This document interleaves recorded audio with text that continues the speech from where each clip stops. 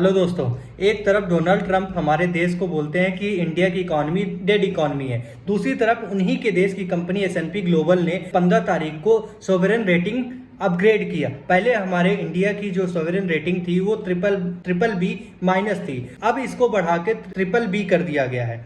ये sovereign rating जो होता है, इससे हमें पता चलता है कि किसी देश की दिशा और दशा किस ओर जा रही है। अभी हमारे देश की दशा और दशा दोनों कहीं ना कहीं पॉजिटिव है, तभी S&P ग्लोबल ने हमारे सोवरेन जो रेटिंग है उसको ट्रिपल बी माइनस से ट्रिपल बी में अपग्रेड किया।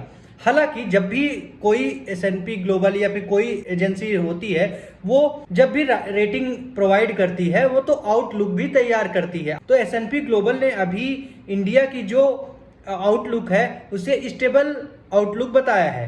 हालांकि 3 प्रकार के आउटलुक होते हैं। पहला है पॉजिटिव आउटलुक, दूसरा है स्टेबल और तीसरा है नेगेटिव।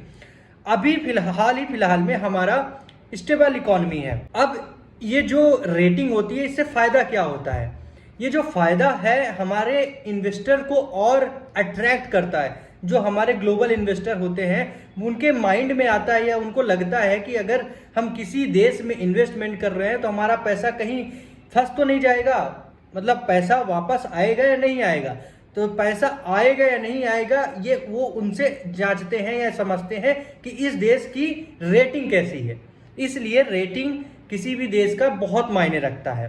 हालांकि जो ये रेटिंग अपग्रेड की है काफी सालों बाद, 18 साल बाद इसको चेंज किया गया है, इसको अपग्रेड किया गया है।